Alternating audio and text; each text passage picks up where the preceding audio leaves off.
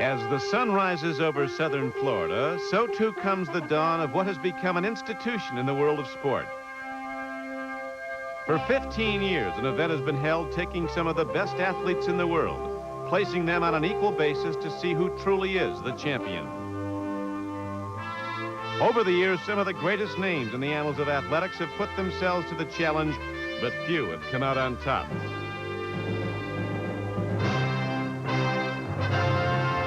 And today, this is it, the finals of the Superstars on NBC. 10 great athletes have survived the rigors of the preliminary rounds to qualify for a shot at the coveted title of champion Superstars. Making the cut from the first preliminary, Herschel Walker of the Dallas Cowboys led the field in overall points with an impressive performance that included a win in the 100-yard dash. 1986 Rookie of the Year Todd Worrell of the St. Louis Cardinals took 2 by sea with wins in swimming and rowing. Heisman Trophy winner Vinny Testaverde proved that it's all in the arm by taking top honors in tennis and a second in rowing to qualify. And Roger Craig of the San Francisco 49ers pressed, pulled, and pedaled his way to the final. In the second preliminary, Chicago Bear Willie Gault swept the field, finishing first in 3 events and setting a new Superstars record in the obstacle course. And Greg Foster, holder of the world record in the high hurdle, showed what it takes to be a success with victories in the basketball, bowling, and bicycle events. 1985 Superstars champion Mark Gastineau of the New York Jets muscled his way to the final, scoring wins in weightlifting and rowing. Triathlete Scott Tinley won the half-mile, as well as placing second in tennis and third in swimming. Base-stealing champion Vince Coleman of the St. Louis Cardinals showed he has the right stuff with a solid all-around performance. And when qualifier Darrell Green was unable to participate in the final, Gary Anderson of the San Diego Chargers secured the last berth with second-place honors in the 100-yard dash and obstacle course competition. And so the stage is set, and the challenge is issued once again. It's the Superstars final today on NBC Sports World. The brilliance of Miami in the sun is in sharp contrast to the grim determination of today's Superstars finalists. On the shoreline of Miami Beach, the Eden Rock Hotel, the opening site for today's finals. Good afternoon, everyone. I'm Don Crickey. It is warm, breezy, and sunny in Miami Beach, Florida, just like they like it. A standout field of superstar athletes has now gone through the preliminaries, and the field has been cut to an Elite 10, who today begin the finals of the Superstars 1987. Pro football standouts Herschel Walker and Willie Gault stood out in the preliminaries. So did the world indoor record holder in the hurdles, Greg Foster. For more on the field, let's go to Ahmad Rashad and Jimmy Cephalo. All right, thanks, Don. You know, Jimmy, this is the time that the competition becomes very serious. All that down to have fun, the camaraderie, all that stuff goes out the window. Now these guys are really serious. Anybody impressed you in the preliminaries? Oh, the most impressive part of the preliminaries for me was Herschel Walker running a 9.37 in sneakers on a very hard track without training for it. That was very impressive. How about Willie Gault? He was a little bit upset. He runs a 9.4 and says, I feel slow. Well, and also in the obstacle course, Willie was very impressive when he set the record by completely hurdling the high jump bar. I only dream about that. All right, we're talking about these two guys, Walker and Gault. Evidently, they must be the favorites. Oh, I think so. I think Willie Gault and Herschel Walker have to be the favorites. But let's not forget Todd Worrell. Here's a baseball pitcher and a reliever as well, coming in and showing some of the athletes like Herschel and Willie Gault that he's for real. Well, you know, the last couple of years, I've picked Willie Gault to win the whole thing. And I promised him this year that I wouldn't jinx him and pick him this year, but I thought about it, and I got to go with Willie Gault. All right, I think Herschel's going to win it. I was really impressed by him. We will find out soon. There are 10 events. Each athlete has chosen 7 of these 10 to compete in. The competition begins with swimming and concludes with the obstacle course. A first-place finish will be worth 10 points, second place 7 points, down to 1 point for fifth. Each point is worth $100. The overall winner will receive bonus money of $15,000, second place $10,000, third place $5,000. The Superstar swimming record is held by Olympic diving champion Greg Louganis, in action here in 1986 when he turned 2 laps of the pool in just over 23.5 seconds. Jimmy Cephalo's with 2 contenders today, Todd Worrell and Mark Gastineau. Greg Louganis has set the mark they'll be going after. All right, Todd, in the preliminaries, you were the fastest swimmer by 3 seconds over the second-place finisher, which was Mark Gastineau. Big advantage for you today. Yeah, well, I got to have this event. This is my big day, and some of these guys come back in the sprinting and in the lifting, and where I'm not going to participate. So I've got to nail this one down. All right, and Mark, you didn't swim against Todd the first time around in the preliminary. Now against the best competition, will that make you swim faster? Well, I'm already aware that he is 3 seconds faster, so I've got to get off the blocks as quick as I can and not have a slow start and try and knock a couple of the other guys off balance with my wake. Big Mark's a force in the pool, 6'5", 265. He's like Jaws 3 in the water. Another contender today is Scott Tinley, a world triathlete champion who swims a lot and does it very well. Now let's meet the field. Here's Roger Craig from the San Francisco 49ers. He'll be swimming in lane 2. Big Mark Gastineau is in lane 3, a very fine swimmer. Todd Worrell was the best in the preliminary rounds in swimming, the relief pitcher from the St. Louis Cardinals. There is Scott Tinley. He'll be in lane 5. And Vince Coleman is a new starter. He did not swim in the preliminary round. We'll see what he can do in the finals. And this is a sprinter's race. It's only 50 yards, 2 laps at the 25-yard pool. If it went on for much longer, a couple of miles maybe, Scott Tinley would be the definite favorite. But I think here it'll come down between Gastineau and the pitcher, Todd Worrell.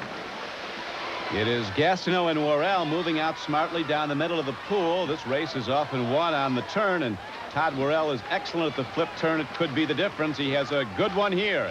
And he increased his lead quite a bit over Mark Gastineau on the turn. It's going to come down to a battle for second place. It looks like Worrell's going to run away with it. No one here's a threat for Olympic gold next year in Seoul, Korea, but Todd Worrell's not bad as he hits the line first, wins the swimming event. It's a battle for second. Looks like Gastineau gets second, and Tinley comes in third, or is it Roger Craig? We'll see. It was very close for third. There's the winner, Todd Worrell, Mark Gastineau second. Let's take a look at that battle for third place. You're right. Down the bottom part of the screen, it's Roger Craig of the San Francisco 49ers. Up top, Scott Tinley. And that left arm of Roger Craig just touches in front of Tinley, and he pulls third place because of it. A second slow motion look shows that Roger Craig does indeed get there to finish third. Now here's Ahmad with the winner. Telling you, you are really putting the rest that baseball players are not all-around athletes, because you're really doing well. Yeah, I'm happy with my points from the first days, and I think if things work out right here, I might sneak in. All right, good luck to you. The deciding moment in the race for Todd Worrell came on the turn. He executes a perfect flip turn and really pulls away here from Mark Gastineau to go on to win the race. Gastineau's turn was something quite less than what he wanted. You're going to have to teach me how to do a flip turn. Yeah, that flip turn is what it all. You guys were even till you got down there, and he flipped around. All of a sudden, he was like a couple lengths ahead of you. I went to the bottom. I flipped to the bottom. Well, that's not the way you're supposed to do it, Mark. I know, Ahmad. All right, well, you get it together. I'm still proud of you. Thank you. Meanwhile, for Vince Coleman, who's first on the base paths, he was last in the pool, and he wants to talk to Ahmad about it. Where's Ahmad? Isn't the last guy supposed to be interviewed? Yes, he is, and I'm here, and this is my interview. Actually, it's not an interview. I just want to give you some information. Okay. Stay away from water. Well, I have waves. I thought that relates with water, so I thought that can pull me through. No, those waves only make me seasick. Vince did get himself 1 point for fifth. Todd Worrell, the event winner, gets 10 points, 7 for Gastineau and on down. Next up, the basketball competition, new to the Superstars this year.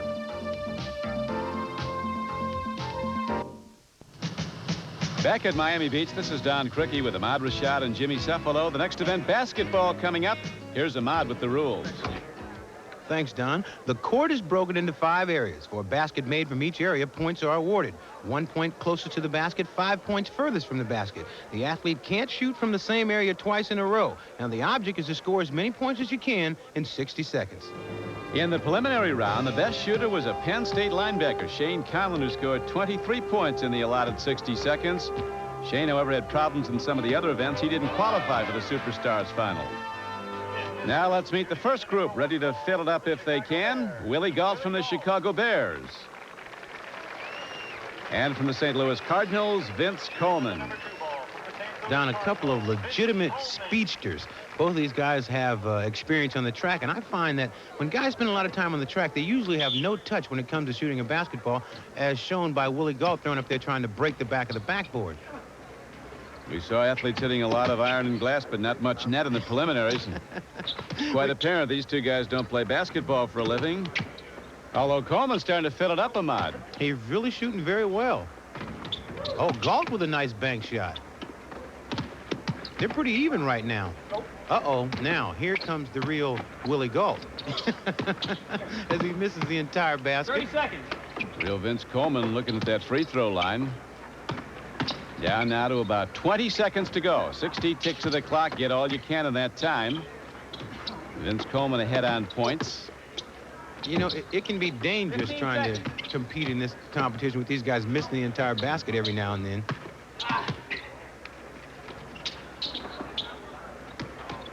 Getting down to the stretch. Vince Coleman hits another from the three-point range. He likes that green line. He's going right back, and now the whistle blows before he got that shot away. He wants it to count. It will not. He did get 19 points, though, a judge signal.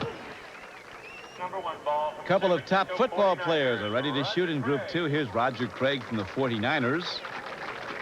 And college football's top quarterback last season, the Heisman Trophy winner from Miami of Florida, Vinny Testaverde.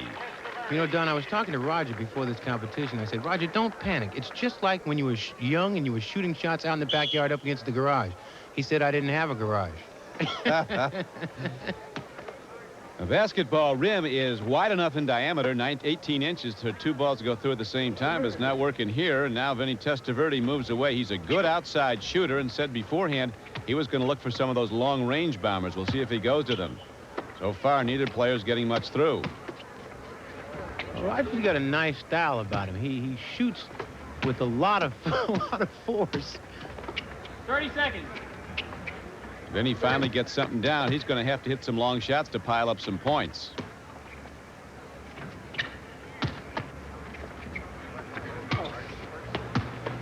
Stick in that two-point range. 15 seconds. And 15 seconds puts a lot of pressure on you. That's when you really start rushing, and you miss the easy shots like Roger's doing. He's missing the 1- and 2-pointers. Vinny letting fly with that 5-point number, and he knocks it down just before the buzzer. So Vinny Testaverde wins it, scoring 22 points, just 1 point off the superstar record. And Roger Craig scores 15 points. And I think Vinny's showing all of us just how good of a well-rounded athlete he is. Vinny was, of course, the object of enormous media attention during his senior year at Miami of Florida. It was a heavy burden for a young man, and much more of that attention is ahead for him. He's going to be the #1 player selected in the next NFL draft, and he talked with him out about his future and the pressure. You know, the dream for many young football players is to grow up and be a college star and maybe one day win the Heisman Trophy. Well, Vinny Testaverde had that dream, and it made it all come true. But, Vinny, I think you're learning that to be a big star, all of a sudden there's things you have to give up. One is your privacy. That is one thing. There's a lot of things, like you said, sacrifice, being away from your family. There's a lot of time you got to put in going to school in high school, college, and meetings. And it's really, you have 2 jobs in college. That's what it feels like anyway. Being away from your family is tough, and then when you want to go out to get a bite to eat, people are, come up to you and very generous, ask you for your autograph, and sometimes you just like to have some privacy and just go out to eat and have a nice quiet meal and leave instead of staying there signing autographs for a half hour. It's not really the pressure of being a star. It's just sort of the inconvenience sometimes, because people read about the legend of Vinny Testaverde and they never really get to know the person. I think people at home, they think that that goes along with the role they play is signing, that you have to sign autographs, and it really doesn't. Some people act different. I try and do as many as I can and make everybody happy, because it makes me feel good that they recognize me and they like me as a player. Another thing I think being a star is people, everything that they read, they never really get to know you personally. They read things about the things you do and things you say, but that's all pretty much hype and hoopla, and that's not really you. That's true. A lot of people blow it out of proportion, but we're just like them. We live our lives just like anybody else, and we put on our pants the same way they do. And one of the neat things is the only way you get away from that pressure is when you're playing ball. It's one of the few times that all that other stuff doesn't matter. You can go out and just do what you do best. That's true. You go out and me being the quarterback, I'm in charge out there on the field, and I get to tell everybody what I want to do, and I don't have to really listen to anybody else except for my coaches, and they really never gave me a hard time about anything, so that makes it more the better. Well, your senior year at Miami, last time I talked to you was just before the Fiesta Bowl, and I mean, you were being pulled every way but loose. That had to be very disconcerting. Well, I started thinking about, the perfect season, the ending to a perfect season, winning the national championship, and it made it tough because of the pressure, the amount of pressure that was there, and people were coming up to me saying, have a great game. This is putting the pressure on my shoulders when it really didn't need to be there because we have so much talent on our team that we could have won with anybody having a great game. The thing that's really impressed me since I've been watching you play is your close relationship with your family. It seems to be that that's a very close-knit group, and that's the thing in your life that keeps you down to earth. That definitely keeps me down to earth, and it keeps me going and gives me the drive that I need to go out and play every week.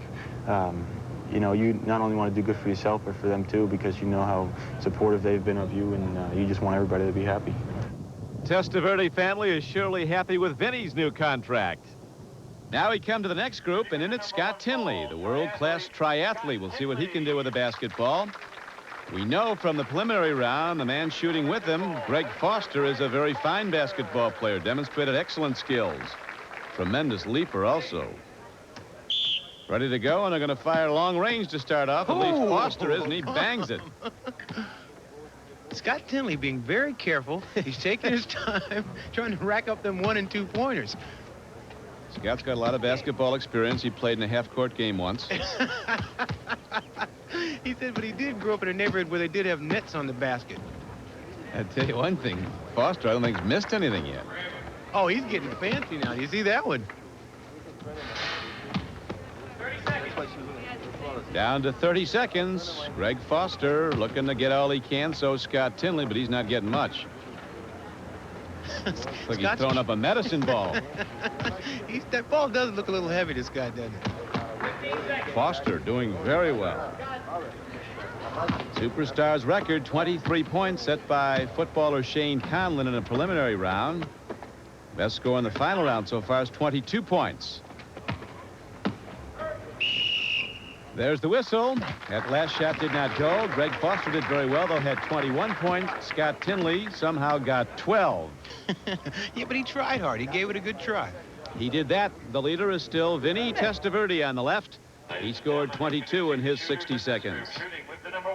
Now we come to the next group. Here's big Todd Worrell, National League Rookie of the Year last season, a relief pitcher from the St. Louis Cardinals, a lot of size, 6'5", 210. And Herschel Walker, who surprised a lot of people with his dexterity and ability to shoot a basketball in the preliminary round. Todd Worrell likes to bomb from the outside. He's been doing that in practice the whole time and did it very well during the preliminary rounds.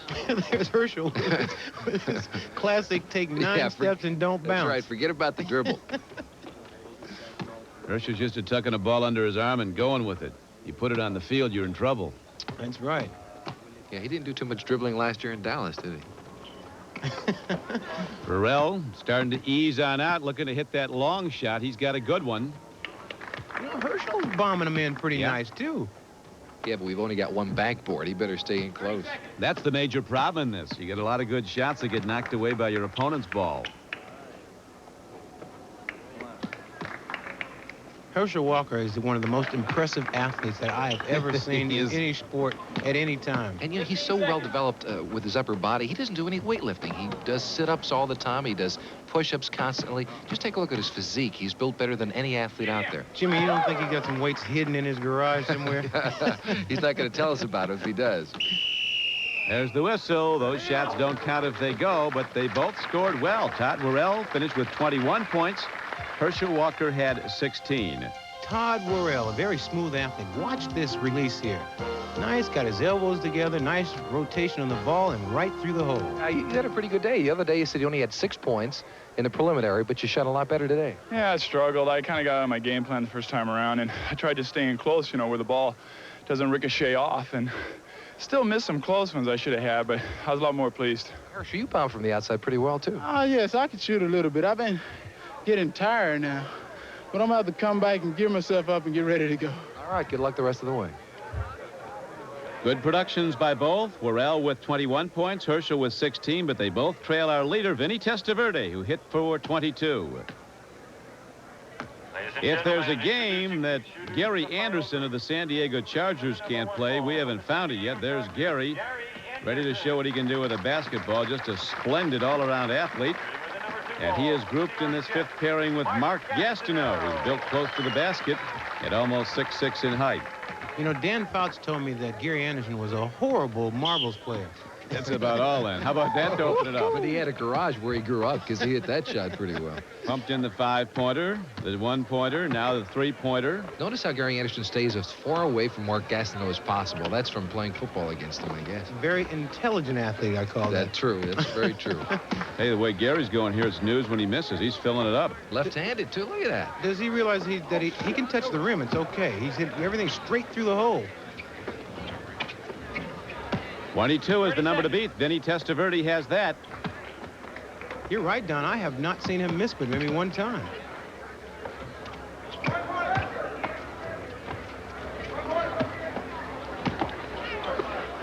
He finds the spots where Gastineau is not. He hasn't gotten his ball knocked away very often. Big number, though, is when you go out and hit that 5-pointer like he opened with. Gives you a lot of confidence when you hit it off the bat, too. He's hit quite a few threes, too. Whistle blows. Gary Anderson with a very impressive showing. The indication early is that he is now the leader. We'll get his official total. He gets 28 points officially. Here's Gary Anderson opening things up. Long-range artillery. He opens with a 5-point bomb. Gary, congratulations. 28 points on the day, and you wind up with 10 big ones in the competition. That's good. You know, I came out the first time, and I kind of messed up. I think I only had 9, so I really worked on yesterday, and it paid off today. Oh, so you did practice a little bit. Oh, I had to. You know, I had that bad out in the first time, and I showed up at the practice. All right, congratulations. Gary Anderson gets it done. 28 points, and he wins basketball. 10 points for that victory. Vinny Testaverde second. Foster and Worrell tied for third. And after 2 events, Todd Worrell still has the overall lead with 13 points. Anderson now second with his victory in basketball. Gastineau and Testaverde follow. The power people are coming next in weightlifting. Back in South Florida, we're at the finals of the 1987 Superstars competition. It's close. Todd Worrell's the leader with 13 points after 2 events. Welcome back to Miami Beach, Florida. I'm Don Crickey, as now we come to one of the feature events of the Superstars finals, the weightlifting competition. 3 pro football standouts are favored here: Mark Gastineau, Herschel Walker, and Roger Craig. But in the past, we've had major upsets. Coordination and quickness count as much as sheer strength in getting the weight up. They start at 200 pounds. It builds in 20-pound increments till they get to 260. Then it goes up by 10 until one man, the Superstars weightlifting champion, is left standing. And that could very well be Mark Gastineau taping up here today. Back in 1982, Gastineau established an all-time Superstars record in weightlifting. Here he is 5 years ago. There are 327.5 pounds on the bar, and he gets it up as his mom cheers him on. Mark Gastineau setting the record that still stands.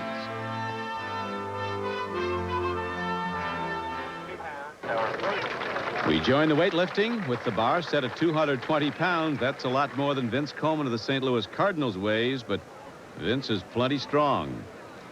And he gets it up without problem. He's the kind of an athlete that I think would have excelled in many sports. I would have loved to have seen him try to play wide receiver in the NFL. A lot of quickness, a lot of strength, obviously a great deal of speed. 220 pounds. Herschel Walker. Here's another man with tremendous all-around athletic ability. Herschel Walker, now of the Dallas Cowboys. He weighs 220. He's stepping up to a bar loaded up with 220 pounds. It should be no contest. The bar's not going to win this one. And he's got a lot of endurance as well. Played in the USFL, then the NFL. A lot of strength. Doesn't get injured very often. And that's the reason why. A lot of strength. And he says he never lifts weights, but I think he has that garage, as Ahmad mentioned earlier, somewhere in the back hills of Georgia where he's got a lot of weight hidden away. Gary Anderson. Here comes Gary Anderson. He only weighs 185, but he's strong.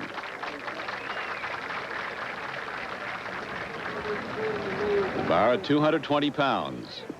Gary Anderson, also a product of the U.S. Football League, where in 2 seasons in that league he scored 42 touchdowns before now standing out for the Chargers at San Diego. And no problem for 185-pound Gary Anderson with the bar at 220. Next up to the bar at 220 pounds. Now here comes the favorite, Jimmy. Mark Gastineau stepping up at a very lightweight for him, 220. Yeah, all the lightweights are gone and finished now. This is 100 pounds less than his record here at the Superstars of 327.5. He's a showman, though. He cleans the area off. He's got the color-coordinated suit on. He wore sunglasses during the preliminary. Doesn't need them today, though. I don't think that'll much matter at this weight. Red lenses to boot he had. He's ready, though, is big Mark Gastineau. He does have one disadvantage because of his great size, 6'5", and a long arm span. He's got to put the bar way up, but at 220 pounds, that should be a very limited problem. Gastineau gets the approving whistle at 220 and goes and gets ready for the next try. As Roger Craig will now step up. He's very strong. Roger Craig. 220-pound runner from the San Francisco 49ers. In the preliminary, he put up 300 pounds, did Roger Craig. He's got that great leverage, though. He's built perfectly for this kind of a lift. Good, strong legs, a big upper body, and has little trouble at 220 pounds. The bar now moves to Good lift for Roger Craig. pounds. Meanwhile, Mark Gastineau wanted it to be known that he's dedicating this competition to the late wife of his good friend Jim Ringo. Bar is now set at 240 pounds. Vince Coleman, who led off this final round, will try again now with a 20 additional pound weight on. He's serious now. He put the hat on. Little concentration before he goes up. 240 pounds is a lot for a guy who weighs 180. It's a lot for a guy who weighs 240. It's too much for Vince Coleman. It was a lot for the spotters on the side. He nearly speared the one on the right. So Vince is out of the weightlifting at 240 pounds.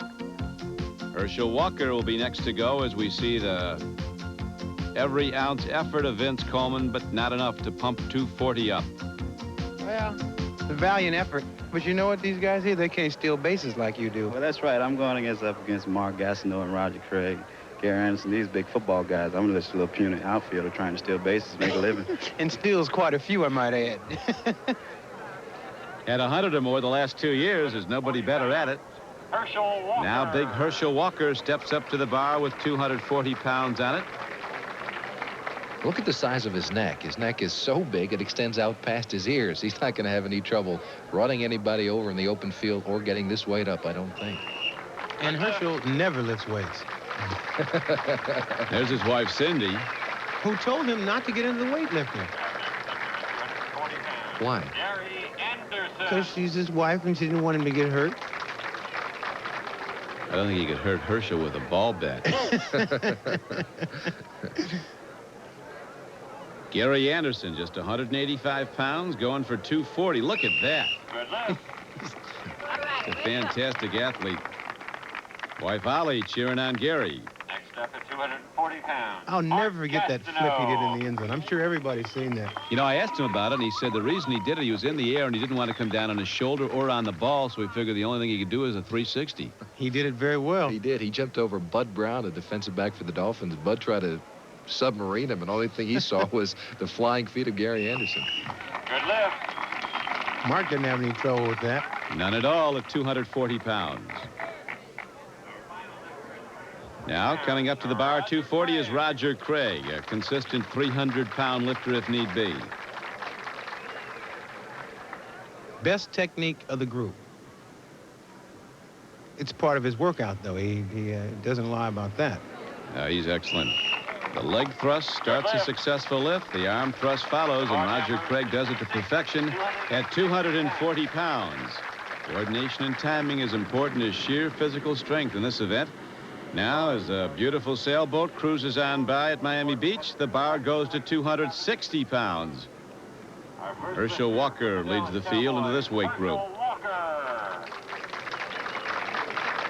I worry about these setters here that take the weight off the bar.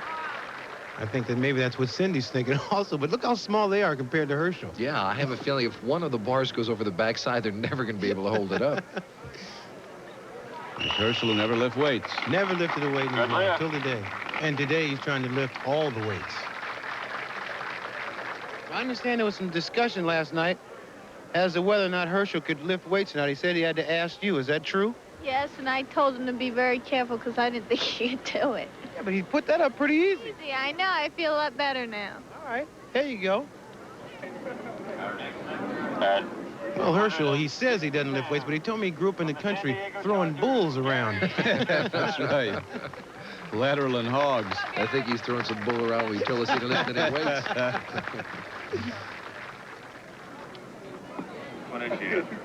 Gary Anderson at 260 pounds. This is now 75 pounds more than he weighs, and he can't get it up. So Gary Anderson goes out at 260. Wasn't too bad. You gave it a good try. I guess so. You know, that's the same spot I've been holding up all my life. I'm 260. You got me again today. Yeah, but 260. I couldn't pick up 160. Well, you about 10. I ain't gonna say it now. I ain't gonna say it. Our next lifter at 260 pounds from the New York Jets, Mark Gastineau. Mark Gastineau, who is as dedicated to physical fitness as he is to football, comes to the bar at 260 pounds. He was troubled by an injury to his left knee during the last season. He had arthroscopic surgery on it and wearing a protective brace. See, the weight is up now as Gastineau's struggling already before putting it up, but then a good smooth thrust, and Gastineau's clean at 260. The training process is a year-round event for all of the athletes here. This is not a seasonal thing where Mark Gastineau will work out for 4 or 5 months. It's 12 months around the year. In fact, he and most of the athletes just take a week off or so, like a vacation, and go on with the continued process. Like we used to do. Yeah, like we used to do. Yeah. We kind of reversed the process. Worked out a week. Roger Craig, very systematic in his setup. Technique is flawless. And effortlessly, he puts it up, 260 pounds to advance to the next weight. But it all gets a lot tougher. The bar weight is going to go up when we return to the weightlifting at the 1987 Superstars. 1987 Superstars, the bar in weightlifting is up to 300 pounds now, and 3 competitors remain: Herschel Walker, Mark Gastineau, and Roger Craig. Herschel Walker set to step up to 300 pounds now. And that weight from the Dallas Cowboys, Herschel Walker. He shouldn't be real nervous, see, because he doesn't know what it's like to lift this much weight because he's never lifted weights. But I bet you he found a bull that was 300 pounds on occasion. You didn't get those muscles playing checkers, though. No problem for Herschel Walker. 300 pounds is up successfully.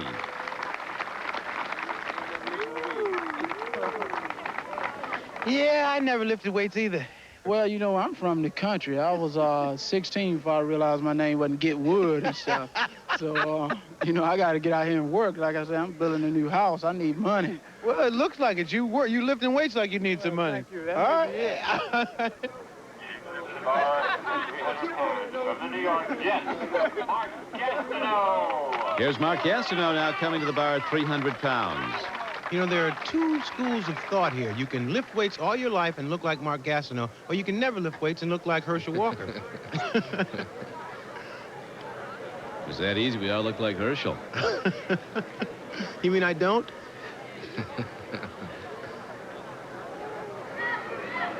Tough go for Mark Gastineau, but he gets an approving whistle again. He is clean at 300 pounds, barely. Now Roger Craig will try to complete it and advance to the next round, as Herschel Walker and Mark Gastineau have both succeeded at 300. 300 pounds from the San Francisco 49ers. There's really more pressure on Mark Gastineau than there is on Roger Craig or Herschel Walker. He's expected to win this competition. But it's got to make you rethink your workout program. When Herschel just walks up there and picks it up, and you think about all the hours you spent in the gym. He was getting all that wood when he was in Georgia, though. Roger Craig, who in 1985 became the first player in NFL history to rush for over 1,000 yards and catch passes for over 1,000 yards with the 49ers. He was troubled by injuries last season. Didn't miss any games, but he really had a bad hip for about 6 weeks, finally got over it. And as you guys were pointing out a bit earlier, when it comes to technique, no one's as good as Roger Craig lifting weights. He weighs about the same size as Herschel Walker, 6'1", 220.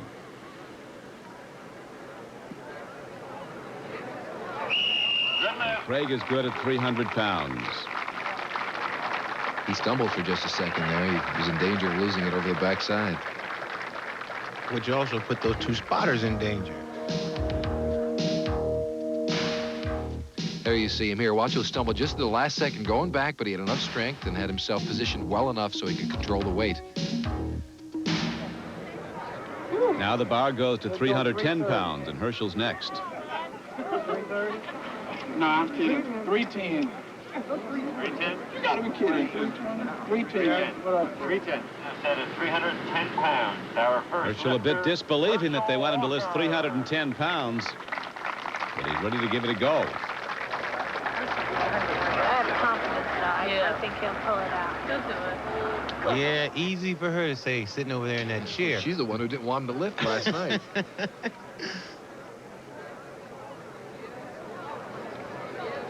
You know, weightlifting is one of those sports that, see, you can't psych the bar out. No matter how much you look at it, stare at it, do all that breathing, it's not going to get any lighter. You can't talk to that bar. Herschel's struggling already, and he's not going to get there. That's okay, Bo. So Herschel Walker goes out of the competition at 310 pounds. Well, I see all that practice picking them cows up really helped you quite a bit. Well, I hope so. You know, I hope, you know, no one saw this with the Cowboys. I don't need to be in the weight room any more than I'm in right now. So that was your whole reason for doing this, to show them that you're already strong. Yes, to show them that I can lift a little bit. You know, that I am working out during the off season, and I'm getting myself ready and ready to help the Cowboys go back to the playoffs. You hear this? These guys are giving you... Mark Gastineau gets himself all cinched in now, ready to take a go at 310 pounds, a weight that Herschel missed at. Roger Craig will follow Gastineau. And I think by Herschel going out, took a little bit of pressure off of Gastineau. Yeah, but Roger Craig can lift some weights, too. I think he'd rather lose to Craig than to lose to Herschel, who has never lifted a weight. Those other players were calling Herschel Pinocchio. They said his nose was growing, fibbing about not lifting weight. It was tough. Mark Gastineau got there, though, so he's still in at 310 pounds. Now the pressure's on Roger Craig. Now, we're talking emotion now. That was a very good lift, Mark. Yeah, Herschel put the pressure on me. I tell you, for never lifting a weight, though, I still don't believe it. I'm going to have to go to Dallas and check on that. I want to see if it's documented. That's right.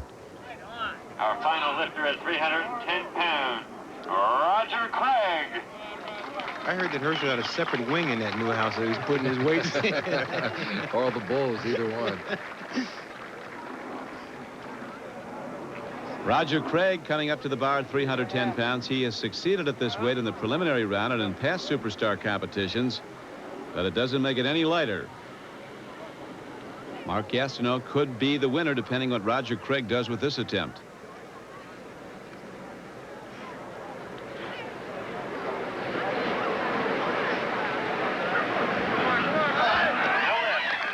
He didn't get there, so Mark Gastineau wins weightlifting as he hugs his trainer. Roger Craig and Herschel Walker go out at 310. Gastineau was successful, so he'll get 10 points for this lift. And Gastineau used the technique that Ahmad suggested to him, bull on his neck, pushing up to the sky. The lift is good. But I tell you, they gave you a run for your money. Look at this. I'm shaking. Yeah, but you know what? You've never lifted any weights in your life. It's just that natural strength that you have like Herschel. All my life. I've just been hanging around. I never lifted any weights. I've never swam. I've never even played football. And I'm sure you've probably done a few push-ups in the morning every now and then. Huh? That's all I do is just exercise, you know. I'm telling you, three remarkable athletes. But you know what? You're the overall leader right now with 17 points. Looking good. Probably short-lived. Let's go to the bowling, right? All right. 10 points that Mark Gastineau got for winning weightlifting did indeed give him the overall point lead. He has 17 points after 3 events. Worrell is second with 13. Gary Anderson third with 12. 1987 Superstars continues after this. With Ahmad Rashad and Jimmy Cephalo, this is Don Crickey back in Miami, Florida for the Superstars Finals. After 3 events, Mark Gastineau is now leading with 17 points. Tennis is the 4th event. Here's Ahmad with a report. Thanks, Don. After a series of one-set matches, the tennis final took place between Todd Worrell and Herschel Walker. Worrell beat Vinny Testaverde in the semifinal, and Herschel had to beat Scott Tinley and Willie Gault to reach the final. Now, this was match point. Herschel with a nice serve, and he comes in right behind it, just like John McEnroe. And he stays at the net like McEnroe. Well, he doesn't volley like McEnroe, but he does succeed in keeping Worrell at the baseline. There's a nice overhead. And Walker's showing some athletic ability, lots of it. Worrell hits it long, And it's a 6-4 victory for Herschel Walker, who picks up 10 points with this first-place win. So let's check our standings for tennis. Todd Worrell had 7 points for second, with Willie Gault, Vinny Testaverde, and Scott Tinley picking up the remaining points. When the St. Louis Cardinals opened spring training recently, Todd Worrell came to camp carrying the title of 1986 National League Rookie of the Year.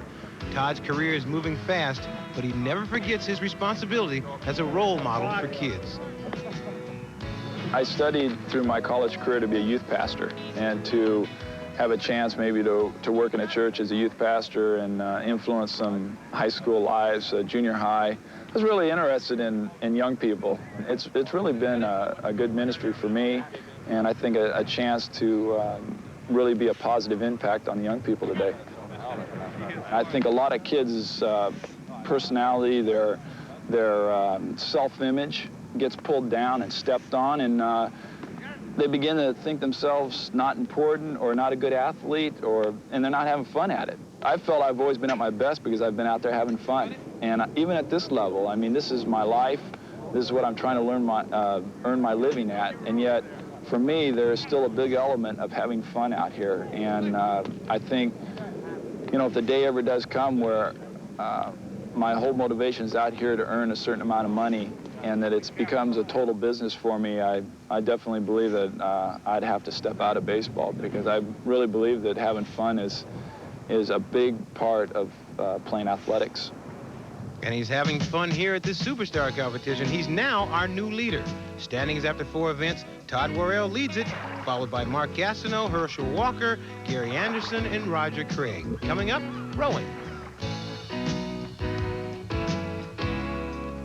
Championship round of the Superstars competition continues. At the moment, it is a 3-man race, but lots of events left and maybe more surprises. This is Don Cricky at Miami Marine Stadium as we come to the halfway point of the Superstars finals. This is the rowing event. Unlike the preliminaries, the course here at Miami Marine Stadium is very good today. No choppy seas or wind. We have a surprise leader at this point, pitcher Todd Worrell of the St. Louis Cardinals, currently leading a former champion, Mark Gastineau. For more, let's go to Ahmad and Jimmy.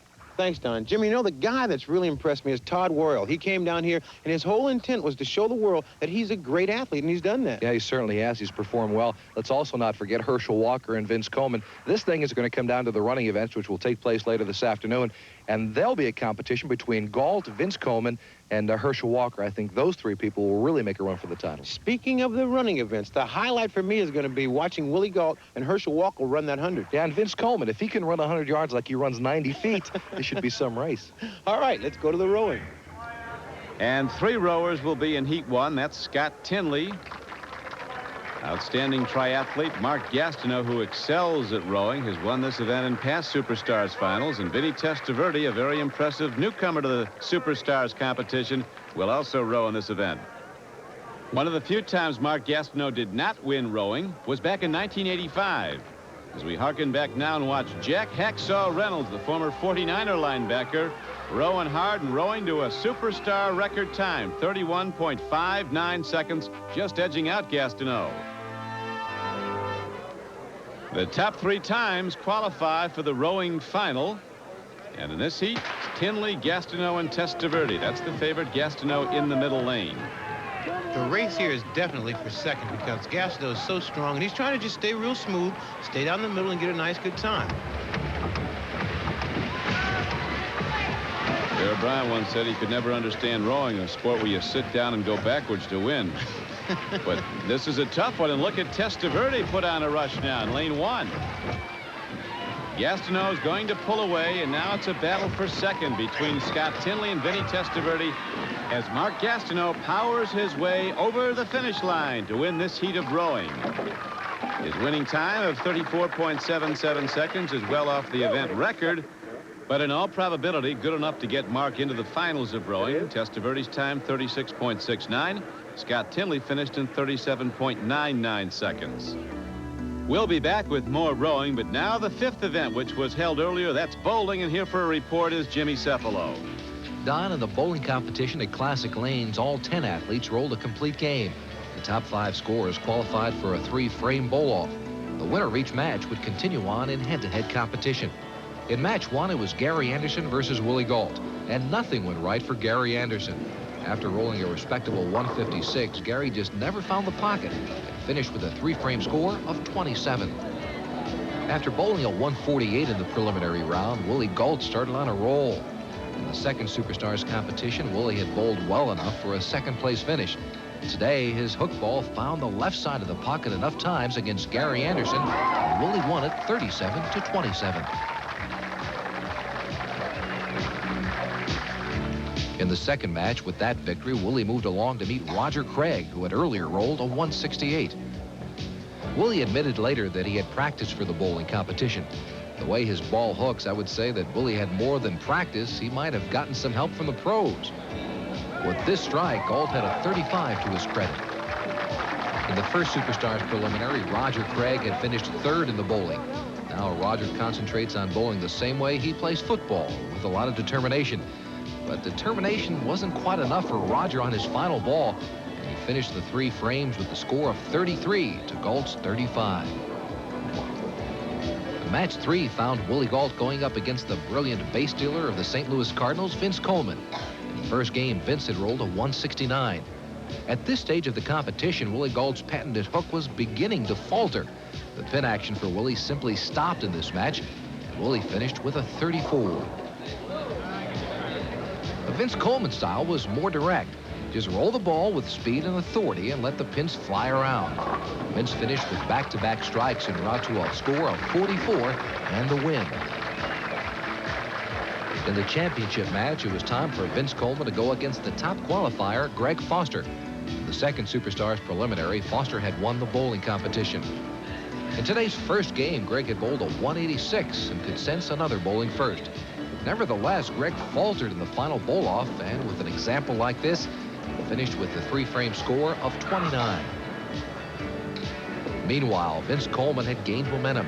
Vince kept charging in the final 2 frames, and with this strike, Vince had won the bowling 48-29 over Foster. Vince had possibly the best form of all the athletes. And like the pros, Vince's follow-through after the ball's release was extremely important. Of course, some Cardinal body English helped a little bit too. Even though Willie Gault didn't win here, at least he passed along a few pointers to one of his little fans. While Willie Gault was giving some instruction, Mark Gastineau was busy getting some from 76-year-old Grandma Jean Lohman. She's been giving instruction for over 40 years to the junior league. Looks like she has a new pupil. Okay, and you're going to go with your right foot first. Okay, let's go. For the third arrow? You're going to go for the third arrow. Okay. Follow through. Let that hand all the way out and up so your ball will get that revolution of a turn to carry those pins out. You want to scatter the pins. Okay. Look at your third arrow, walk straight and reach out. Okay. Okay? Thanks, Grandma Jean. Okay. All right, here goes. Good bowling now. The winner of the bowling competition was Vince Coleman, getting a big 10 points. Our standings after 5 events finds Todd Worrell the leader, Mark Gastineau second, followed by Herschel Walker and the rest of the field.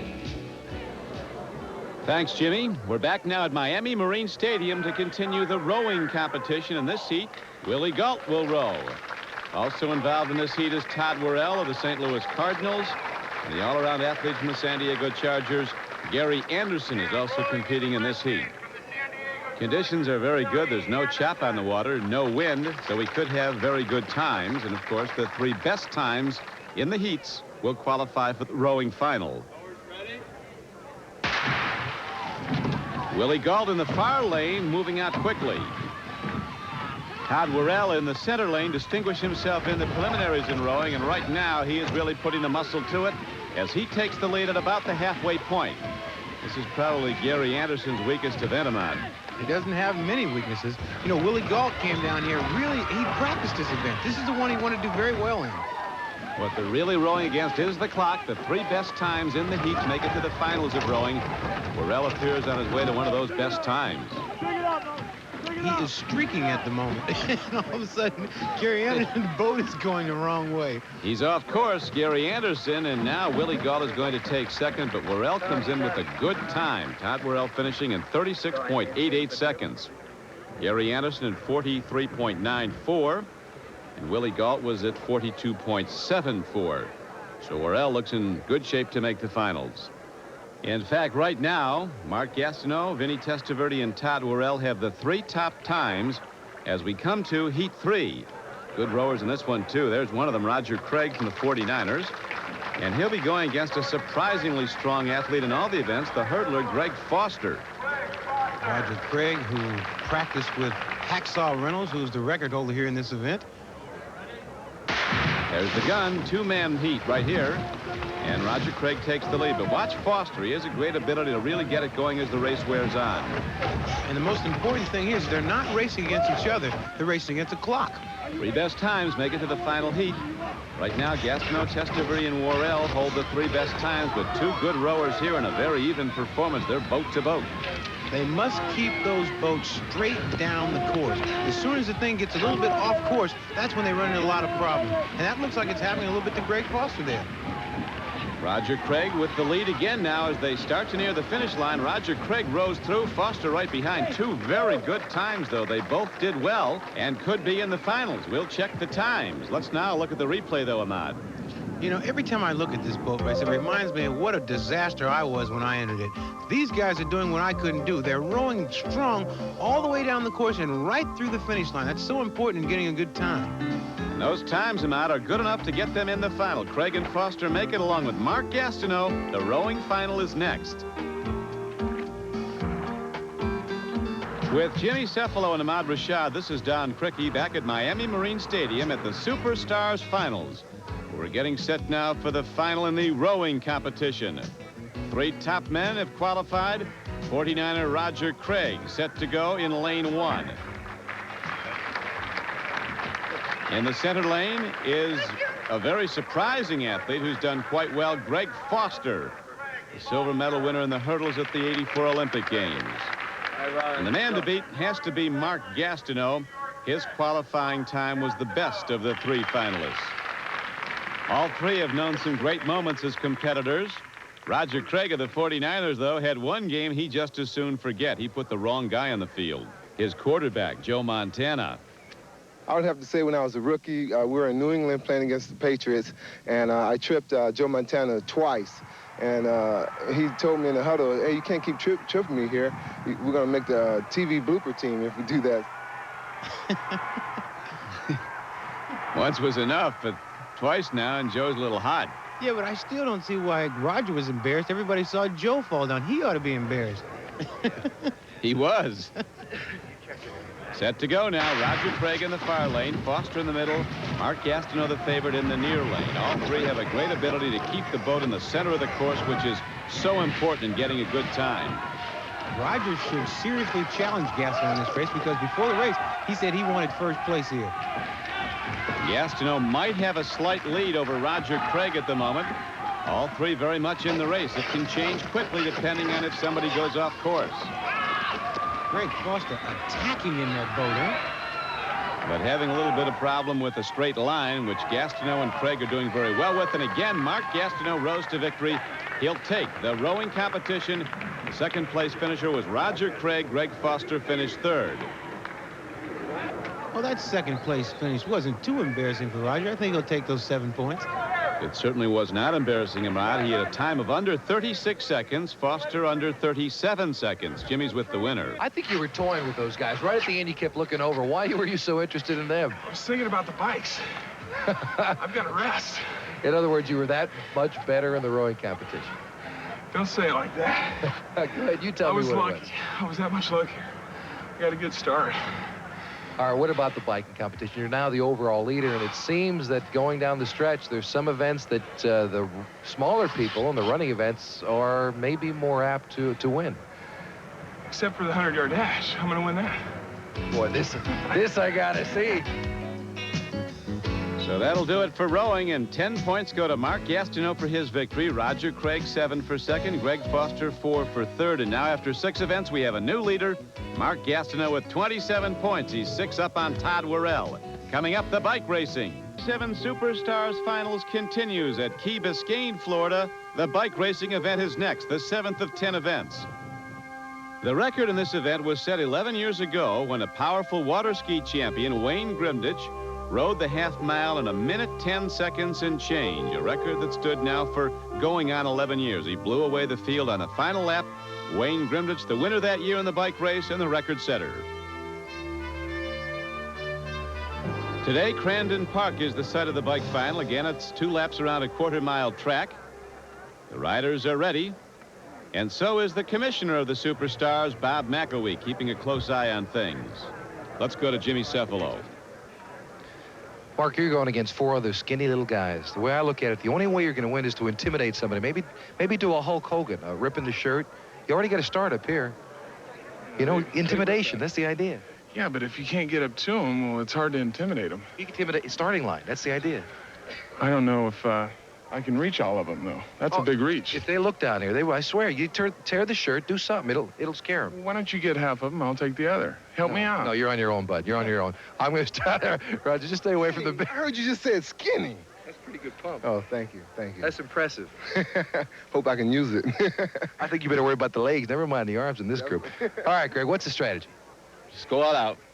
Fall down and break your neck. Have a nice day. Have a nice day. Okay. How about Herschel? What are you going to do? Well, you know, to be honest, I have the slightest idea. Oh, wait a minute. I've been listening to this for all afternoon. You know, you're tired and slow and scared and frightened all these good athletes. Come on, you got to be the odds-on favorite for this thing. No, it's sort of like David and Goliath, and you know, it's tough. Which one are you? Well, I think I'm gonna have to be David because there's some big guys here, and you know, the only thing I can do is just go out and try to keep up. All right, pick me one Goliath.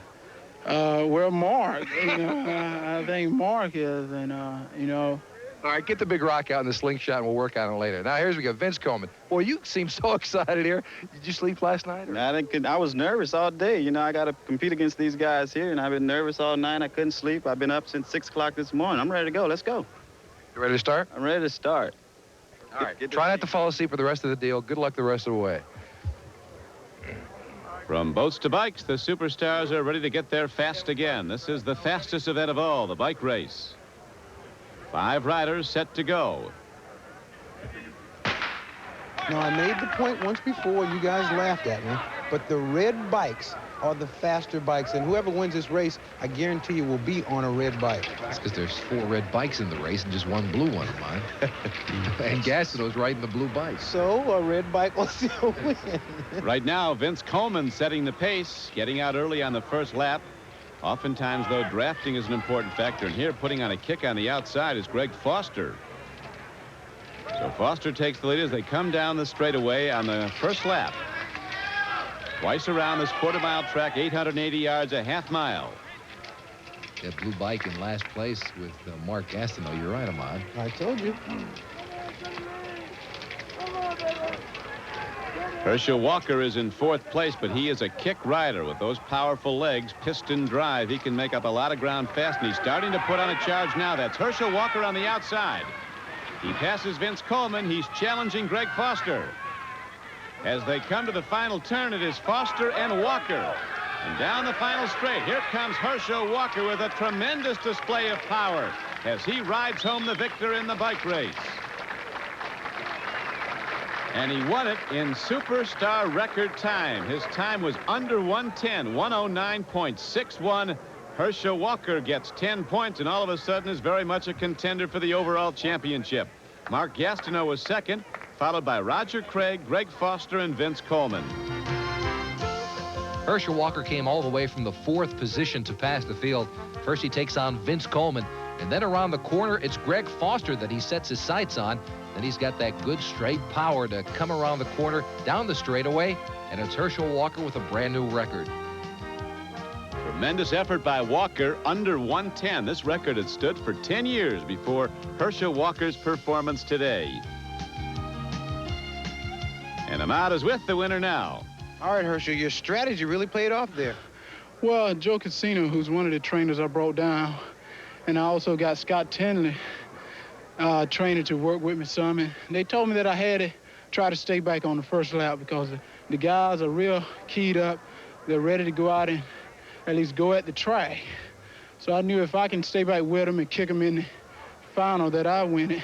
Well, I tell you what, Greg Foster had a great pace because you just set a new Superstar record. Well, he did. He went out very fast, and at one time, I said, well, let me just try to get second. Then I've always have known that the Lord always wants you to try your best. So I went at it. All right, there's no place second. There's only a first place. Yeah, that's true. There's no such thing as second. You're only second if you think you're second. All right, congratulations, man. Thank you.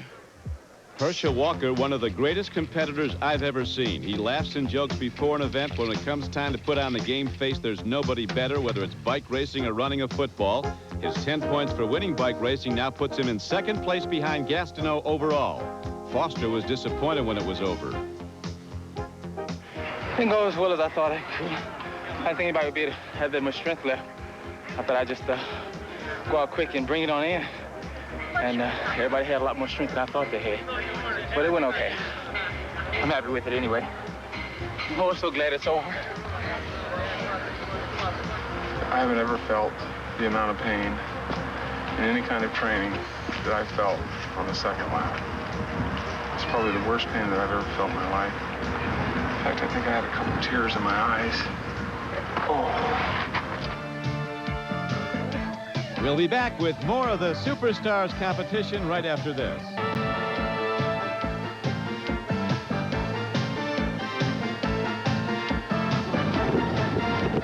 With Ahmad Rashad and Jimmy Cephalo, this is Don Cricky on Key Biscayne in Miami. Warming up for the half mile is Scott Tinley.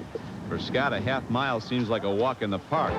Tinley is a triathlete and has been competing in that grueling sport since 1976. Triathletes compete in a 2.4-mile swim. Then in a 112-mile bike race, they finish with a 26-mile marathon. In 1982, Scott first won the Hawaii Ironman Championship. And in 1985, he won the event a second time. In 1985 alone, he competed in 23 triathlons and won 12. During the past 10 years, he has placed in the top 3 positions in over 100 triathlon competitions. And so it would seem that Scott Tinley would be a very definite favorite in the Superstars half-mile run. We have completed 7 of the 10 events in the finals of the Superstars, and right now, Mark Gastineau, a former champion, is our leader with 34 points. But over the years, the Superstars has developed a series of come-from-behind winners, and Herschel Walker could be in a position to do that, to come from behind. We're coming up now to the 8th event, the half-mile run. It is twice around this quarter-mile oval. The heat could be a factor as this race wears on. Let's meet the field. There's Willie Gault, the terrific receiver and sprinter, the Chicago Bear, who is a collegian at Tennessee, was an NCAA champion in 2 indoor events. Scott Tinley can handle a half mile. He surely did in the preliminaries when he won his event. Gary Anderson can handle any athletic endeavor, the San Diego Charger receiver runner. Vinny Testaverde's been the best of the quarterbacks in the Superstars this year. And Greg Foster, the hurdler, is also ready, although he indicates right now he's a little bit whipped. Now, the big story here is that Willie Gault realizes he's got to win the next 3 events to stay in contention for the championship. And they're in succession, so it should be very difficult for him. It takes a lot of work to win a half mile, a 100-yard dash, and then go into the obstacle course. Well, I gave him my old pregame speech beforehand, but I don't know if it's going to work against Tinley because we saw what he can do. Scott Tinley will be the rabbit in the race. He's got to try and gain enough of a lead to help hold off the sprinters at the end of the race. Tinley set a very fast pace in winning the preliminary half mile that he ran in. Willie Gault running second right now, and Testaverde, a big, easy strider's holding third. And there goes Greg Foster. What's he doing? Stopping. That's not such a bad idea. He picks up 1 point for just starting the race anyway. We've talked a lot about Gault and Tinley, but what about Testaverde? He's hanging in there with him, too. It's only the first lap, though, Mike. Give him time. You know, this is a very strategical race. Tinley is trying to run down Willie Gault, trying to set the pace so fast that he'll just drag back, and that way he ends up winning the race, but Willie's hanging right in there. Which is surprising for a sprinter. This is a long-distance event for Willie Gault, and Testaverde was a relative unknown factor coming in, but he's proved to be very strong as they go into the second half of the race now. And Gary Anderson isn't out of it yet. He's got a big kick, too. He's got a very strong finish as well. Right now, Scott Tinley has extended his lead as they come down the backstretch on the final lap. Willie Gault's going to have to put out a tremendous kick to catch him, and Testaverde seems to be losing a little steam. Tinley, he really knows that he doesn't want this race to come down to a sprint because he can't beat Willie in a sprint. But if he can get a big enough lead and hold it, he can win it. Well, we've got another contestant. I think I saw Greg Foster sneak back onto the track. A little like Rosie Ruiz, who took the subway during the New York City Marathon. That's a bad idea. Metro rail in Miami. Only illegal if you get caught. Now they come down to the final straight. Scott Tinley trying to hold on, and here comes the kick of sprinter Willie Gault. And it looks like Gault's going to get it. He does, and Willie Gault blows across the line as the winner of the half-mile run. Tinley, who led almost all the way, is second. A tremendous effort by Willie Gault, and a 10-point pickup for him on the scoreboard. And right now, he's in contention to win the overall title. But I think at the moment, Ahmad, he's hurting.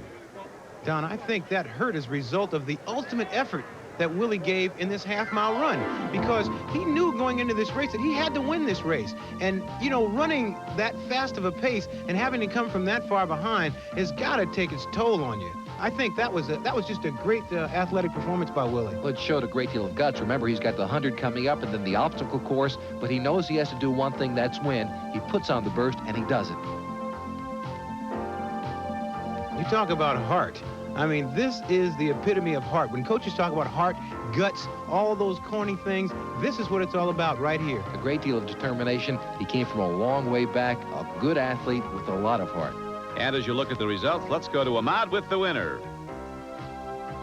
You know, I knew you weren't going to let me down, man. Well, it was a strong race. I'm almost dead. I don't know what I'm doing. I'm killing myself here. Yeah, but I'm telling you, I know you wanted to try to keep the guy just far enough that you could catch him if it came down to a sprint. I didn't think I could get him at 200. But I just said I got to go for it. I got to win. Just put my head down. And that's that football instinct, though, you know. You got to go out and do your best. Grit your teeth, bite your tongue, and do everything else. So that's right. And you never say die. Even though you got another event coming up, you get it together and you keep going, babe. Huh? Just until the fat lady sings and she's somewhere around here. No, she ain't even tuning up. She ain't even tuning up. Another interesting aspect of this race was the performance of Greg Foster. He dropped out on the first lap. Here he is dropping back in to complete the race.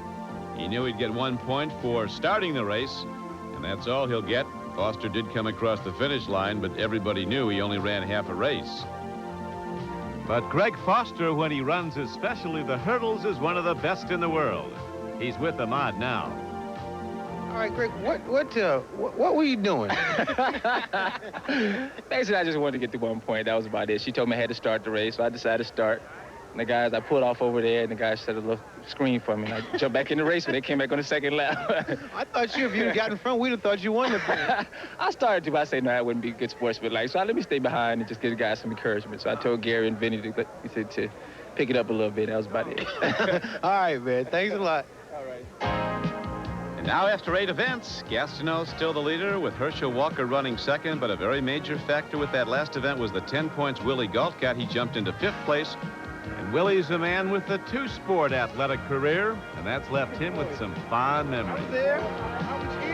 Well, I guess being a dual athlete, I have a couple. Number one probably would be the Super Bowl victory with my 4 catches for 129 yards in the Super Bowl to help us win the Super Bowl championship. Of course, Super Bowl is the ultimate as far as football goes. It's the very highest you can go. In track and field, my 13.26, which was the fastest time in the world that year, 1983, in a national sports festival against Greg Foster. It's probably my most memorable track experience, along with the Olympics. We'll be back with more of the Superstars competition right after this.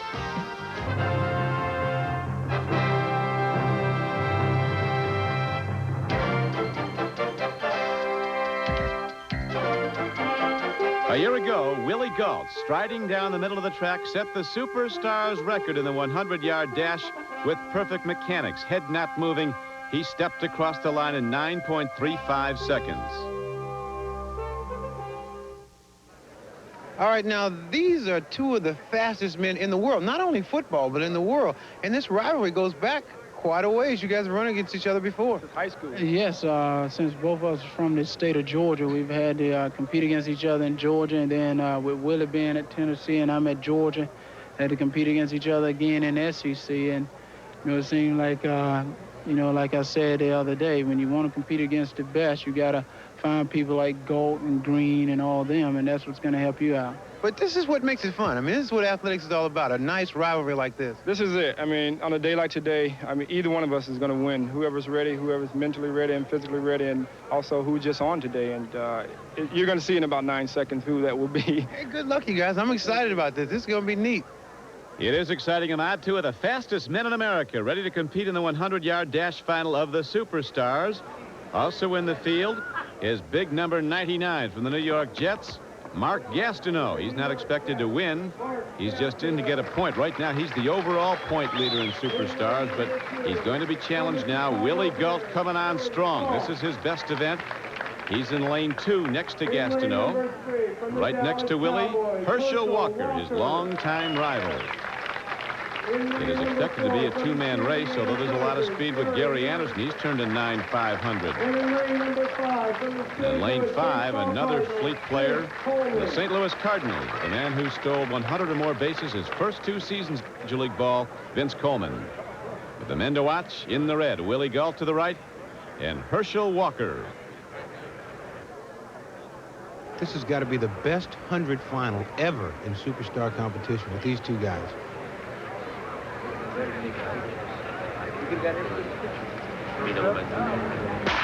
Good start. Walker takes the lead down the middle of the track. Willie Gault running second. Anderson third. Now Willie Gault starts to move up a bit. They come to the tape. It is Herschel Walker, Willie Gault. A photo for the win. As the two great competitors in the state of Georgia take it to the wire almost in a dead heat. It's tough to call. I don't know what I would call watching the tape from this angle. It's very difficult to tell who won the race. Herschel Walker got out very quickly, but Willie Gault comes right at the end. He makes up about a full stride over the last half of the race, and right at the wire, it's hard to tell who wins from that angle. It looks like Herschel Walker to me at that point. I would say Herschel, although Willie does have an excellent lean at the end. But it looks like the tape hits Herschel first. Well, they don't know either.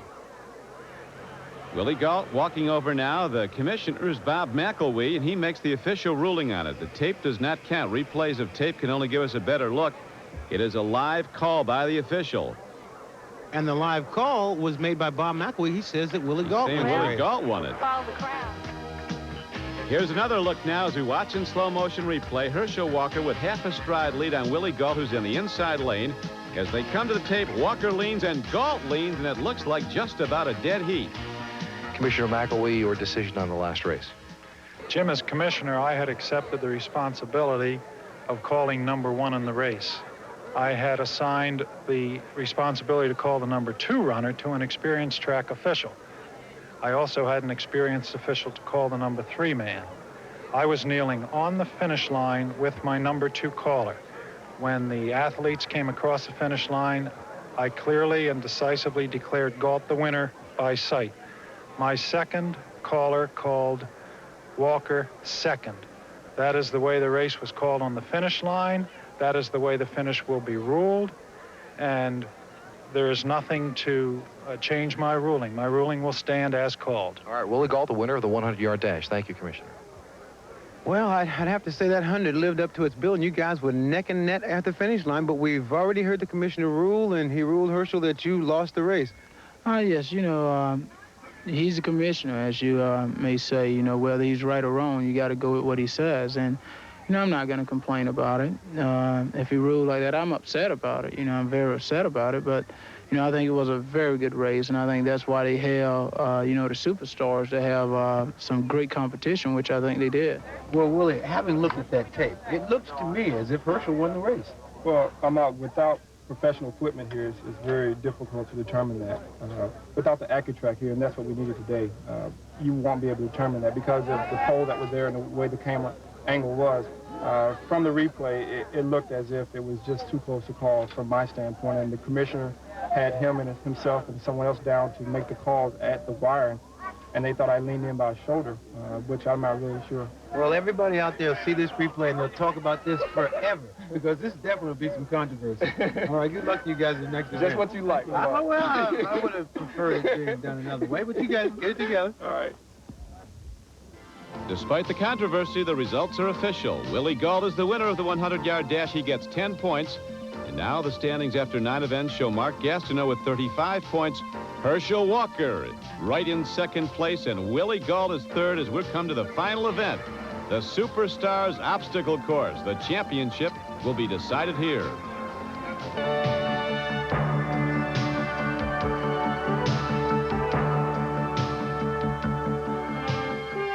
The Superstars record for the obstacle course was set by Willie Gault 1 week ago. Willie, running in the near lane, covered the course in 21.37 seconds, so he has to be the favorite today in the final. Now we come to the final event of the Superstars competition, and the most difficult, the obstacle course, which begins with this 12-foot wall. The point leader through 9 events is Mark Gastineau, but he has completed his competition. The story here, Herschel Walker and Willie Gault. Depending on what they do, either could come from behind and win the Superstars. For more on the course, let's go to Jimmy Cephalo. The obstacle course begins with the most intimidating factor of the entire event, this 12-foot wall. Players grab a rope, scale up the top, and then jump down the other side. It is then into this tunnel as quickly as possible. The players will scale through it, crab along if they'd like to, try to get a little bit of speed in order to hit this blocking sled. The most difficult part of the blocking sled is trying to keep it in a straight line. If you don't do that, it'll go to a little bit of an angle, and the players will lose some time. A little bit of a break here, some speed if at all possible, and into these tires. The tires, you run through them as quickly as you can. Another football-type event, which will aid some of the football players in this event. Then there's a little bit of time for some speed. The sprinters will be aided here. Run all the way down where Ahmad Rashad is standing at the water. Ahmad? All right, thanks, Jimmy. Now, here comes the easy part. They have to jump over the water jump. Then they jump over the high jump bar right here. Some guys will hurdle it. Other guys will do a flip over it. Then you get up and negotiate these next 2 hurdles, one right through the finish line, where I will be waiting to discuss success or failure. Jimmy? Well, you can still win this competition, but you've got to get into the finals in order to do so. Well, I think what I have to do is attack. I can't be tentative. I can't not be aggressive. I have to be aggressive and go out and do it, and the best man are going to win, hopefully. You've set the record in the preliminaries. I guess you're not going to change your strategy whatsoever. I just got to go and run, Jimmy. I got to attack, and I have to do my best and go out and go for it. Good luck. All right, thank you. Willie Gault, the record holder, and he'll be going against Scott Tinley in the first race of the finals.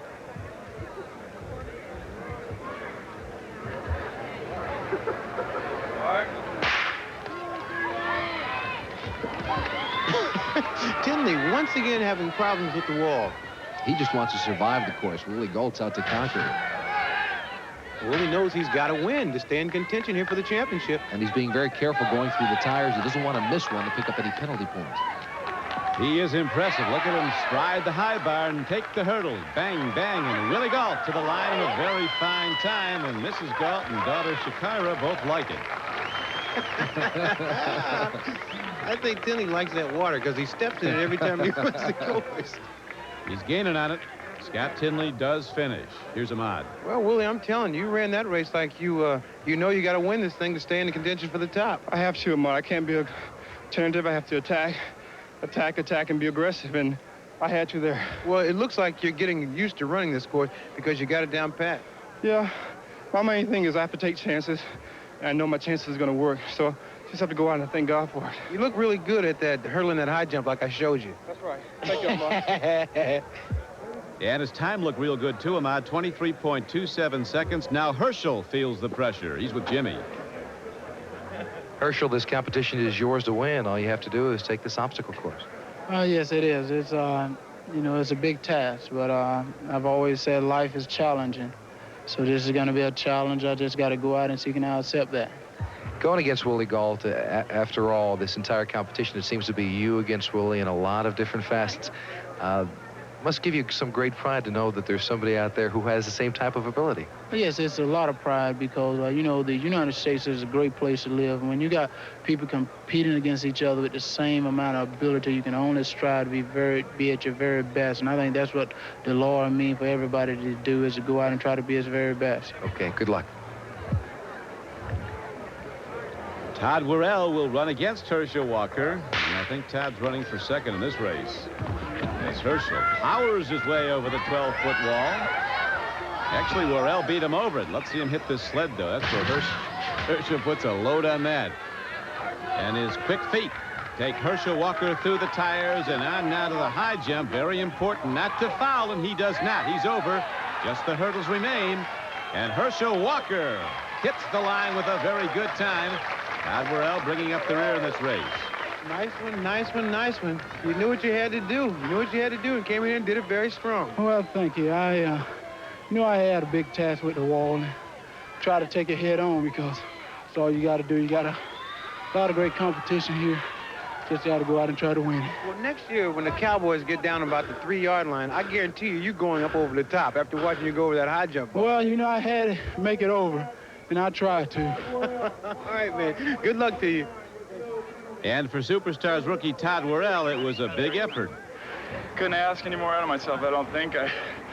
Some of the events, you know, if you have good days on, you do well. But very pleased with the points I've been able to earn, and had a tiring 4 days, but it was fun. Man, am I glad it's over. Worrell did well, but Herschel Walker and Willie Gault had the best times. More obstacle course coming up. Back at Key Biscayne, Florida, the 1987 Superstars continues with the final event, the obstacle course. The 2 best times so far belong to Willie Gault and Herschel Walker. We come to race 3 now. Gary Anderson of the San Diego Chargers is one of the competitors. The other, another skilled athlete, Greg Foster, a hurdle champion. They both should do some damage to the wall. Up and over. They both did damage. Foster has a little bit of trouble negotiating after he gets over the wall. Anderson with lightning quick feet, taking a big lead now. Very important not to foul. Over the water jump, over the high jump. A unique way to get over that high jump. Greg Foster gets to the line first. They both had fouls on the course, though. We're going to look back on the replay. Gary Anderson had a problem with the water jump, and Greg Foster knocked down the high bar, 5-second penalties. Here's the replay. And well, Anderson must have a slight problem. I think his toe went over the line on the water jump, but he had no problem getting over this high jump bar, just coming down. Yeah, the takeoff was fine. The landing was terrible, though. And on the right side there, you see Greg Foster hitting the bar with his right foot. So their times don't come close to what was registered by Willie Gault and Herschel Walker. Time to beat so far, Herschel Walker's 24.34 to get in the final.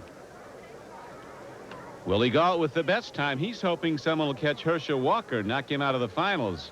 We'll see if Vinny Testaverde can do it. Odds are against him. He's running unopposed here, Jimmy.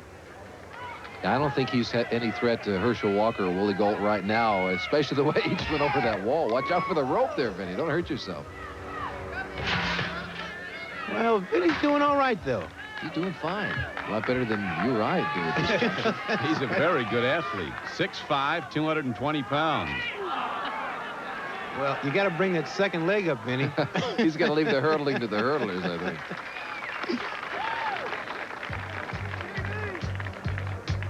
What a good kid. It's been fun to be around him all week. Yeah, as well as Herschel Walker and all of the contestants, actually. We'll be back with more of the obstacle course in a moment. We're back at the concluding event of the 1987 Superstars, the obstacle course. The 2 best times go to the final. Right now on the right, Willie Gault has the best time, 23.27 seconds. But Herschel Walker could be in position to win this if no one catches him. He is the second best time, 24.34 seconds. Now we come to the 5th race, competing Roger Craig of the San Francisco 49ers and Vince Coleman of the St. Louis Cardinals. You know, Don, it appears to me that Coleman's put on a little weight since last year. He was a little thinner and a little quicker last year. He was very strong in this event last year. Almost beat Ronaldo Nehemiah, who was the eventual champion for a 4th time, a record. To the wall they go, and Vince Coleman has no problem. I may have spoke too soon. He looks awfully quick right now. He's still pretty quick. Like I said, you know, he's still quick. He can play some football, too. He bangs the sled, goes through the tires. No foul there. None there. Good flip turn over the high bar. Craig knocks it down. Here's the hurdles. Onto the line. Good run by Vince Coleman. Was his time good enough to catch Herschel Walker? It was not. Vince Coleman just misses catching Herschel Walker. Coleman's time is 24.78 seconds. Herschel Walker gets to the finals with 24.34, and thereby wins the championship by just getting to the finals. It's an automatic 7. He could do no worse than second. And Herschel Walker, after the disappointing finish in the 100, comes back to reign as Superstars champion. They will run the final heat, although it's anticlimactic now. Willie Gault in the near lane cannot win the overall event, even if he wins the obstacle course.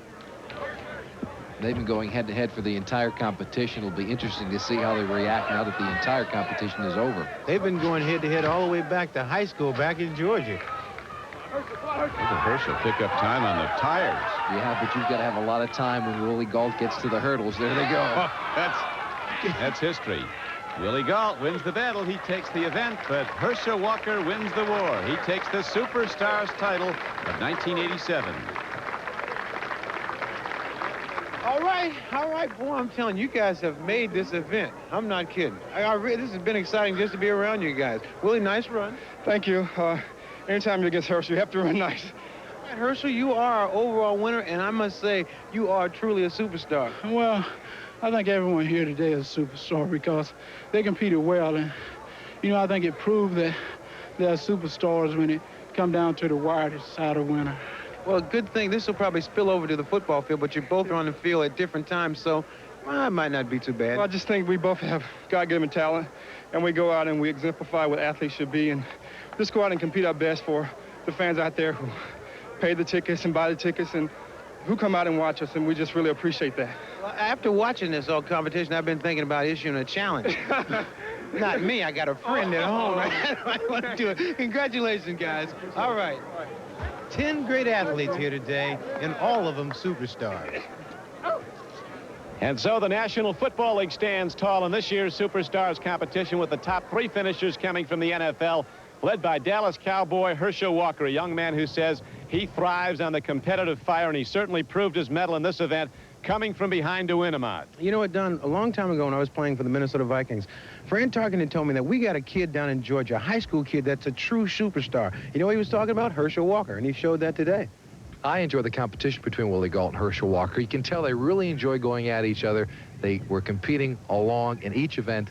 The winner today was Herschel Walker, but I don't know. I have a feeling Willie Gault will be back again next year, and they'll look forward to competing one more time for the title of the best athlete in the country. Now for Jimmy Cephalo and Ahmad Rashad, this is Don Criqui. Glad you could be with us at the 1987 Superstars. Herschel Walker, our champion. Remember, Sunday, May 17th, some of the greatest sports legends compete in the Veteran Superstars. Highlighting the field will be 3-time world boxing champion Alexis Arguello, the 1968 Olympic gold medalist and world record holder in the long jump, Bob Beamon, a member of 2 Oakland Raiders Super Bowl teams, Ben Davidson, newly elected Basketball Hall of Famer Walt Clyde Frazier of the New York Knicks, another Basketball Hall of Famer, John Havlicek of Celtic fame, baseball Ironman Jim Cott, Jerry Kuzman of the first Met championship team, former All-Pro runner Lawrence McCutcheon of the Los Angeles Rams, receiver Drew Pearson of Dallas Cowboy fame, and 8-time baseball all-star Joe Torre. That's Sunday, May 17th at 4 p.m. Eastern Time.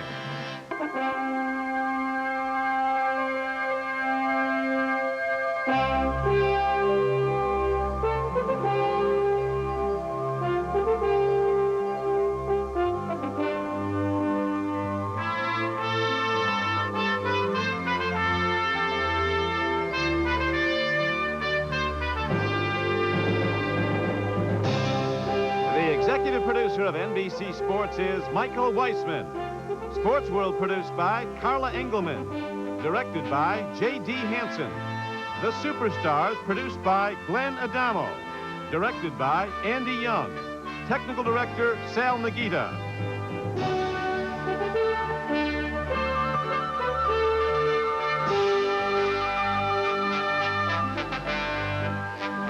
Be sure to join us on May 10th for an exciting afternoon of boxing. Starting at 3 p.m., it's the return of Ringside as Frank Tate battles Mark McPherson in a scheduled 10-round middleweight bout. Then on Sports World, it's a battle of undefeated middleweights as Michael the Silk Olajide takes on Troy Darrell. Plus, the top women bodybuilders compete for the title of Ms. Olympia. That's all coming your way May 10th on NBC Sports. Happy Easter, everyone.